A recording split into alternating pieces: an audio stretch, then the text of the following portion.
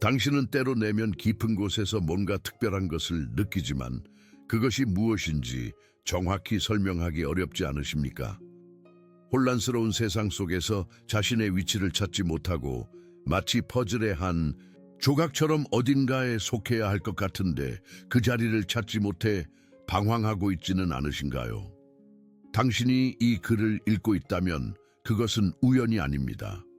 영적인 갈증이 당신을 이곳으로 인도했을 것입니다. 많은 사람들이 하나님께서 자신을 개인적으로 선택하셨는지 특별한 목적을 위해 부르셨는지 확신하지 못합니다. 그들은 내가 정말 하나님의 계획 안에 있는 것일까? 하나님이 정말 나를 사용하실까? 라고 질문합니다. 이런 의심은 자연스러운 것입니다. 성경의 위대한 인물들도 처음에는 같은 의문을 품었습니다. 그러나 오늘 당신을 향한 하나님의 계획에 대한 확신을 갖게 될 것입니다. 성경은 하나님이 미리 아신 자들을 또한 예정하셨으니 로마서 8:29라고 말씀합니다. 당신이 하나님의 선택받은 자라는 것을 증명하는 7가지 명확한 증거가 있습니다. 이 증거들은 성경에 기초하며 수세기 동안 신앙의 선배들이 경험한 내용입니다. C.S. 루이스는 이렇게 말했습니다. 하나님이 당신 안에 특별한 일을 행하고 계시다면 그것은 당신이 특별해서가 아니라 하나님이 특별하시기 때문입니다. 이 여정을 통해 당신이 얼마나 깊이 사랑받고 있는지, 그리고 하나님의 계획 안에서 당신의 역할이 얼마나 중요한지 발견하게 될 것입니다. 이제 첫 번째 증거를 살펴보겠습니다. 당신은 때때로 명확하게 설명할 수 없는 내면의 목소리를 듣지 않으십니까? 그것은 단순한 생각이나 감정 이상의 것으로 마치 영혼의 깊은 곳에서 울려 퍼지는 메아리와 같습니다. 이것이 하나님이 당신을 선택하셨다는 첫 번째 증거입니다. 설명할 수 없는 내적 확신과 목적의식입니다. 이 내면의 목소리는 무엇인가? 더 큰 일에 부름받았다는 느낌, 당신의 삶이 단순한 우연의 결과가 아니라는 지속적인 인식으로 나타납니다. 때로는 침묵 속에서, 때로는 기도할 때, 때로는 일상적인 순간에도 이 확신이 당신에게 찾아옵니다. 성경에서 사무엘의 이야기를 기억하십니까? 어린 사무엘이 성전에서 자고 있을 때 그는 자신을 부르는 음성을 들었습니다. 처음에는 그것이 엘리 제사장의 음성이라고 생각했지만 실제로는 하나님이 직접 그를 부르고 계셨습니다. 사무엘상 3장 10절에서 하나님은 사무엘아, 사무엘아라고 부르셨고 마침내 사무엘은 주여 말씀하옵소서 주의 종이 듣겠나이다 라고 응답했습니다. 여기서 우리는 중요한 영적 진리를 발견합니다. 하나님은 종종 조용하고 부드럽게 말씀하십니다.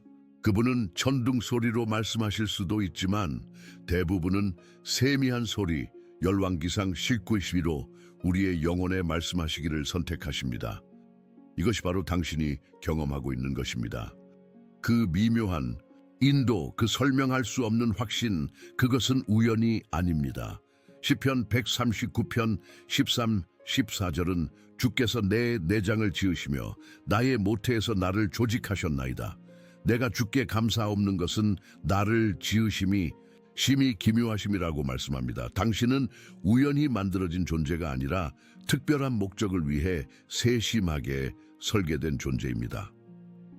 영적 지도자 A.W. 토저는 하나님은 당신을 부르실 때 동시에 그 부르심에 필요한 모든 것을 제공하십니다 라고 가르쳤습니다.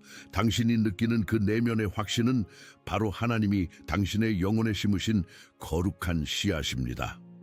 오늘 이 글을 읽고 있는 당신, 특히 최근에 무언가 더 의미 있는 것을 향한 갈망으로 가득 찬 분께 말씀드립니다.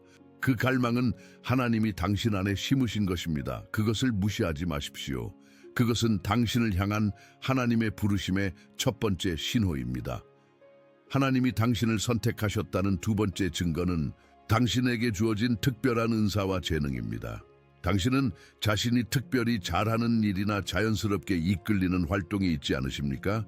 그것이 예술적 표현이든 사람들을 격려하는 능력이든 이 복잡한 문제를 해결하는 재능이든 이러한 은사는 우연이 아닙니다. 당신은 때로 자신의 능력을 당연하게 여기거나 심지어 그것이 특별하다는 것을 인식하지 못할 수도 있습니다. 왜냐하면 그것이 당신에게는 너무 자연스럽게 느껴지기 때문입니다. 그러나 바로 그 자연스러움이 하나님의 손길을 나타내는 증거입니다. 성경은 고린도전서 12장 4, 6절에서 은사는 여러 가지나 성령은 같고 직분은 여러 가지나 주는 같으며 또 역사는 여러 가지나 모든 것을 모든 사람 가운데서 역사하시는 하나님은 같으니 라고 말씀합니다. 이것은 당신의 은사가 특별한 목적을 위해 하나님께서 의도적으로 주신 것임을 의미합니다. 성경에서 다윗의 이야기를 생각해 보십시오. 그는 양치기였습니다. 겉보기에는 평범한 직업이었지만 그 경험을 통해 그는 용기, 보호하는 마음, 리더십을 발전시켰습니다. 나중에 이러한 특성들은 그가 이스라엘의 왕이 되었을 때 국가를 이끄는 데 필수적이었습니다. 하나님은 다윗의 일상적인 경험을 통해 그를 미래의 역할을 위해 준비시키고 계셨습니다. 여기서 우리는 놀라운 영적 진리를 발견합니다. 하나님은 종종 우리가 이미 하고 있는 일을 통해 우리를 부르십니다. 당신의 재능, 관심사, 심지어 당신이 겪은 어려움까지도 하나님의 계획의 일부입니다. 저명한 신학자 존 파이퍼는 하나님이 당신에게 주신 열정은 당신을 향한 그분의 목적을 발견하는 열쇠입니다 라고 말했습니다. 당신의 은사는 단순한 우연이나 유전적 행운이 아닙니다. 그것들은 하나님이 당신을 통해 일하시기 위한 도구입니다. 지금 이 글을 읽고 있는 분 중에 자신의 은사에 대해 혼란스러워하거나 그것이 어떻게 하나님의 목적에 맞는지 의문을 품고 있는 분이 있습니다. 두려워하지 마십시오. 하나님은 당신이 스스로 인식하는 것보다 훨씬 더 명확하게 당신의 잠재력을 보고 계십니다. 당신의 은사를 개발하고 연마하는 데 시간을 투자하십시오. 그것들이 바로 하나님이 당신을 향한 계획의 일부입니다. 당신의 삶을 돌아볼 때 어떤 패턴이나 반복되는 주제를 발견할 수 있으십니까? 특정한 유형의 사람들이 당신에게 계속 끌리거나 비슷한 상황이 반복해서 당신의 삶에 나타나지 않습니까? 이것이 하나님이 당신을 선택하셨다는 세 번째 증거입니다. 당신의 삶에 나타나는 신성한 패턴입니다. 이러한 패턴은 우연이 아닙니다. 그것들은 하나님이 당신을 특정한 사명을 위해 준비시키고 계신다는 증거입니다. 예를 들어 당신은 항상 어려움에 처한 사람들에게 끌리거나 특정 문제나 사회적 이슈에 대해 깊은 공감을 느끼거나 특정 종류의 환경에서 번창하는 자신을 발견할 수 있습니다. 성경에서 요셉의 이야기를 생각해 보십시오. 그의 삶에는 분명한 패턴이 있었습니다. 그는 반복적으로 권위 있는 위치에 오르게 되었습니다. 먼저 형제들 사이에서, 그 다음 보디발의 집에서, 그리고 감옥에서, 마지막으로 이집트 전체를 다스리는 위치에까지 이르렀습니다. 하나님은 요셉의 삶의 각 단계를 통해 그를 더 큰 목적을 위해 준비시키고 계셨습니다.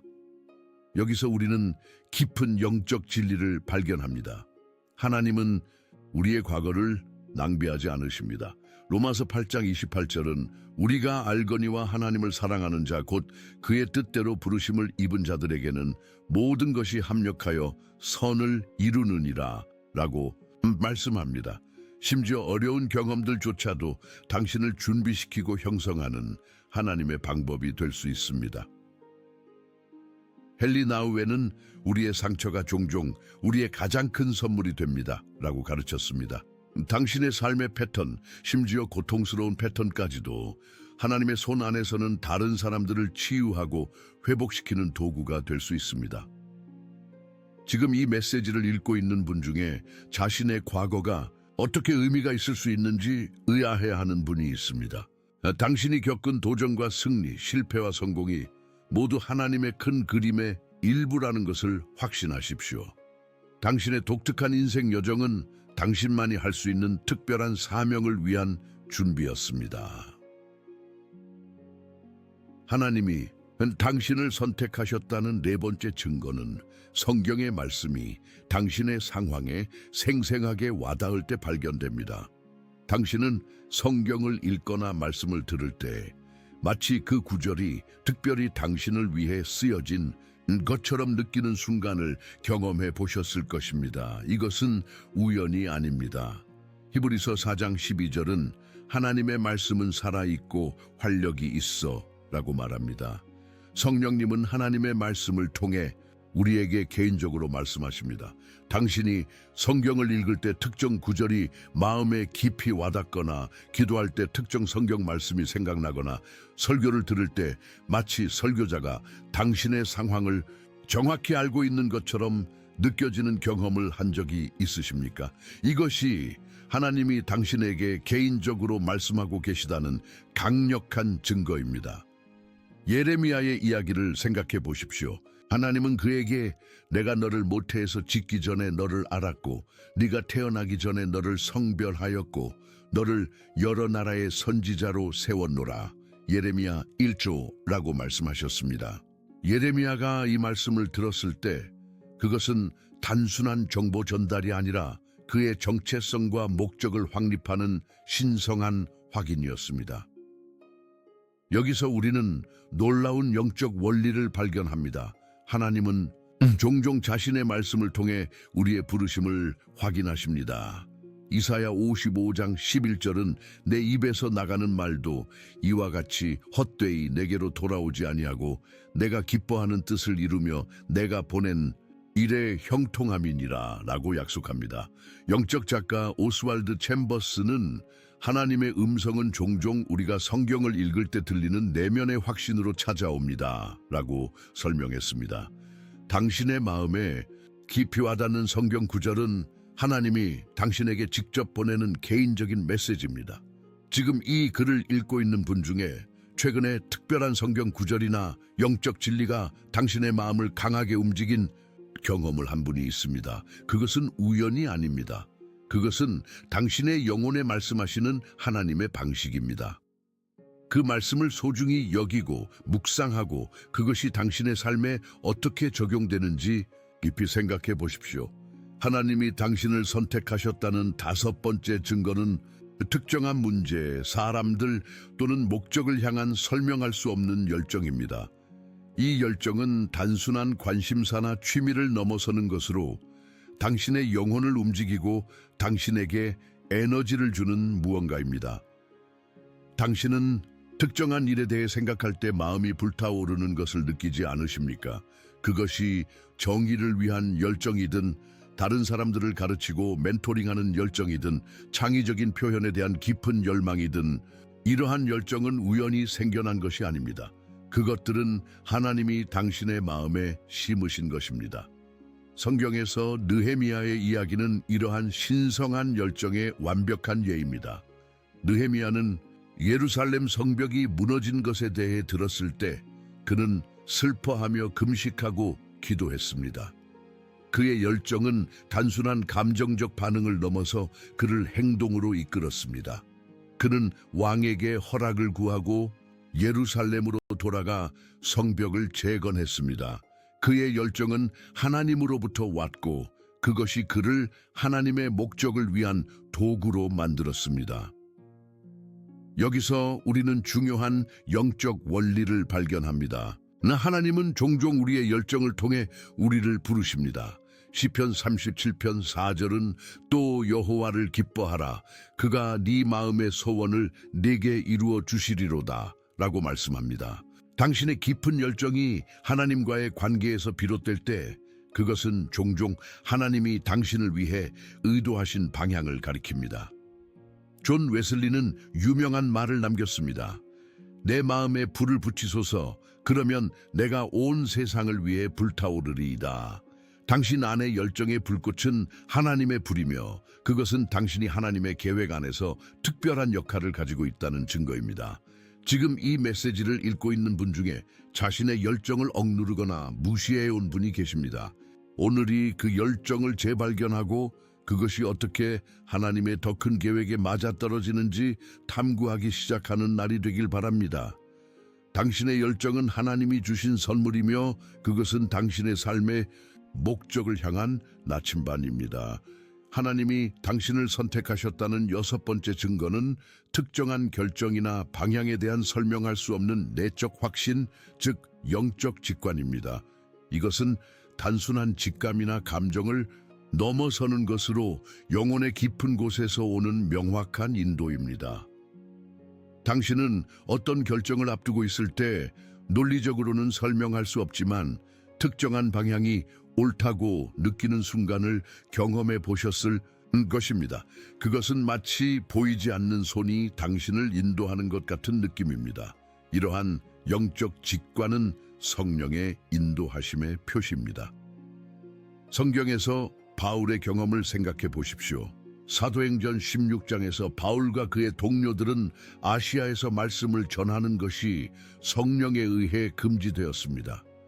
그들은 트로아스로 갔을 때 바울은 마케도니아 사람이 서서 마케도니아로 건너와서 우리를 도우라고 말하는 환상을 보았습니다. 이 직관적인 인도는 복음이 유럽으로 전파되는 결정적인 순간이 되었습니다. 여기서 우리는 놀라운 영적 진리를 발견합니다. 하나님은 종종 우리의 영적 직관을 통해 말씀하십니다.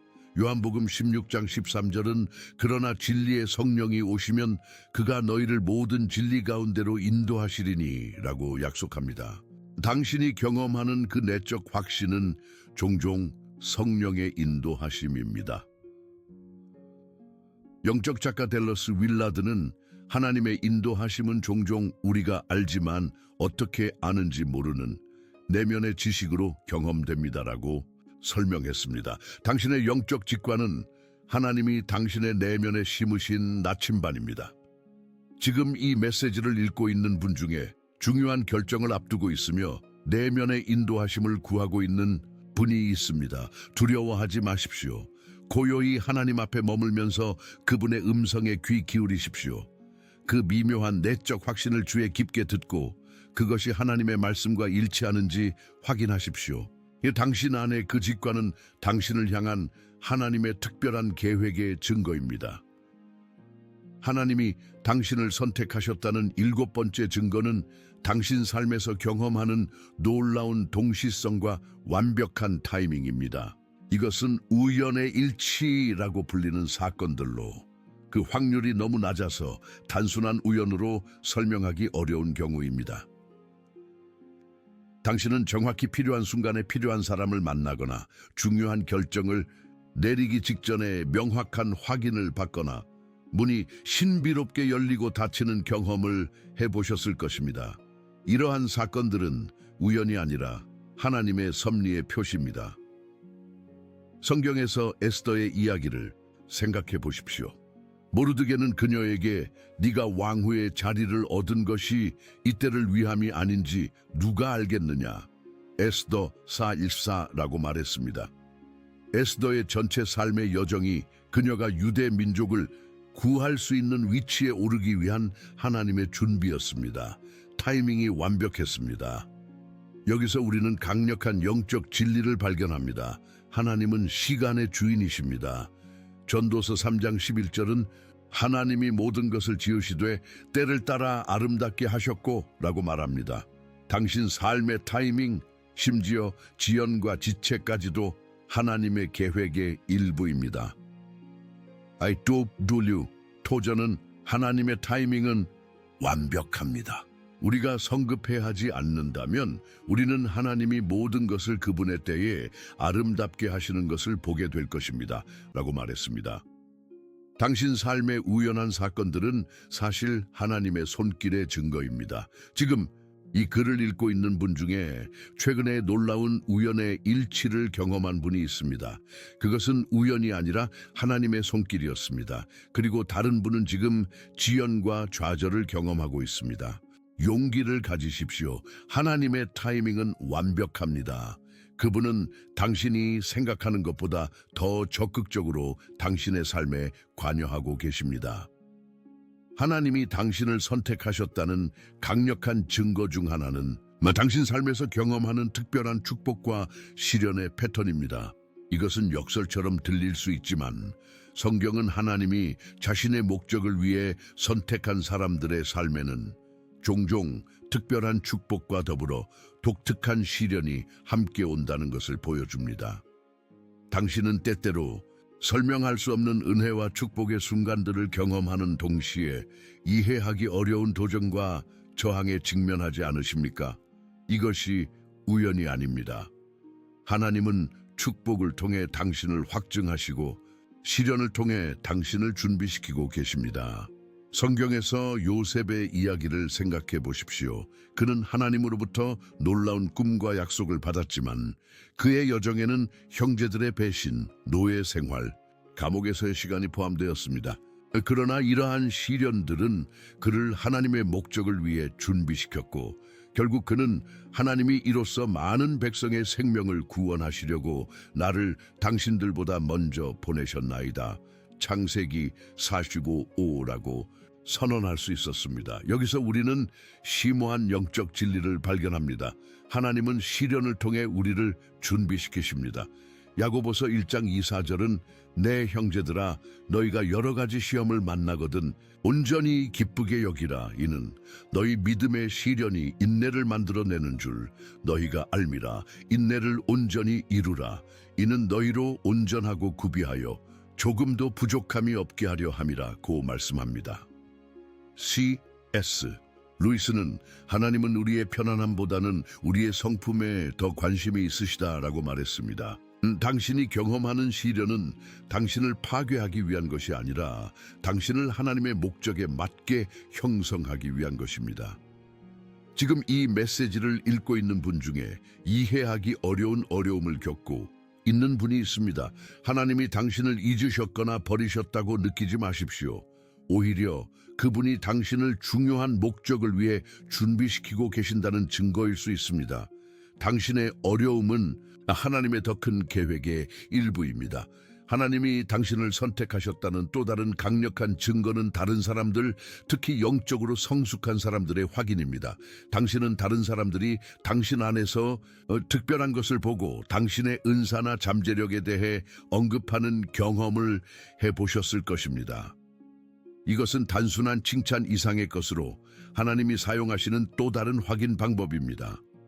당신은 때때로 자신의 가치나 능력을 과소평가할 수 있습니다.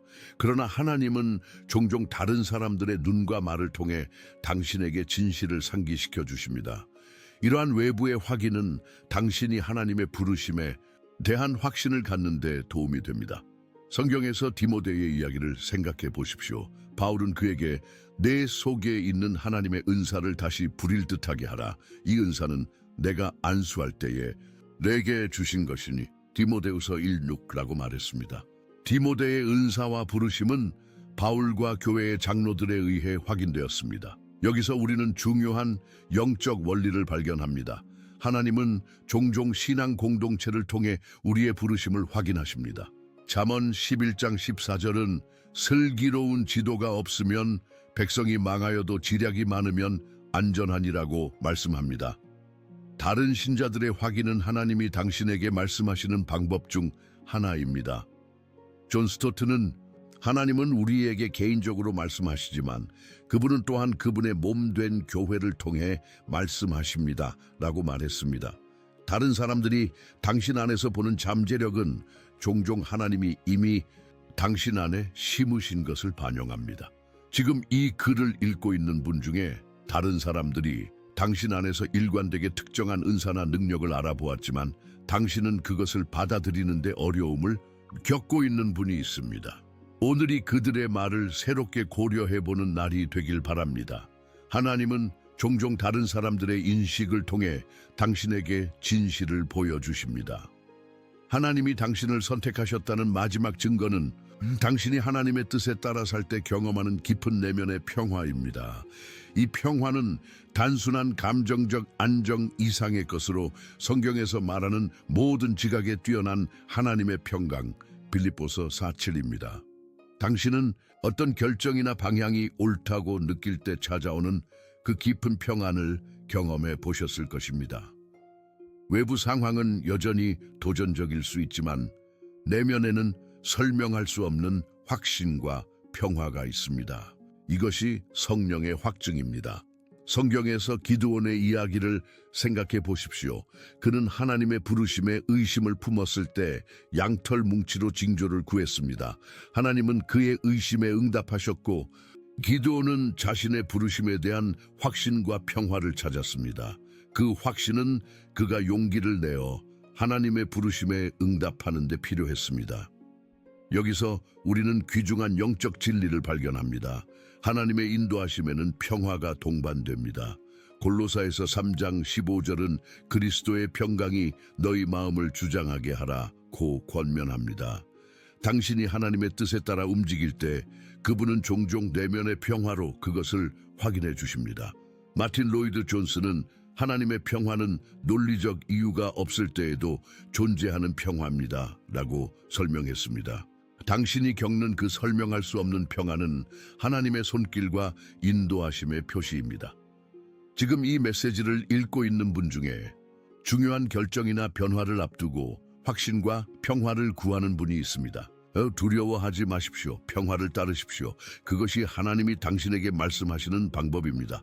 그리고 불안을 느끼는 분이 있다면 잠시 멈추고 하나님 앞에서 고요히 기다리십시오. 진정한 평화는 종종 고요한 기다림 속에서 찾아옵니다.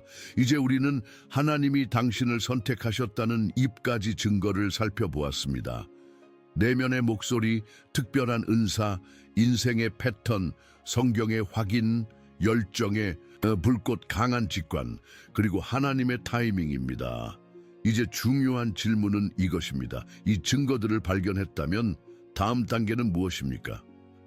하나님의 선택에 응답하는 것은 믿음의 단계를 필요로 합니다.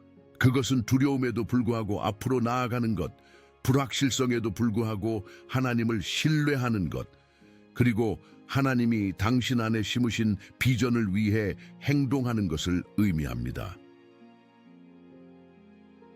히브리서 11장 8절은 아브라함에 대해 이렇게 말합니다. 믿음으로 아브라함은 부르심을 받았을 때에 순종하여 장래 기업으로 받을 땅에 나갈새 갈 바를 알지 못하고 나갔으며, 아브라함은 전체 여정을 볼 수 없었지만 하나님의 부르심에 응답하여 첫걸음을 내디뎠습니다. 여기서 우리는 중요한 영적 진리를 발견합니다. 하나님은 종종 전체 계획을 한 번에 보여주지 않으십니다. 그 대신 그분은 우리에게 다음 단계만 보여주시고 우리가 믿음으로 그 단계를 밟기를 기다리십니다. 잠언 16장 9절은 사람이 마음으로 자기의 길을 계획할지라도 그의 걸음을 인도하시는 이는 여호와 신이라 라고 말씀합니다.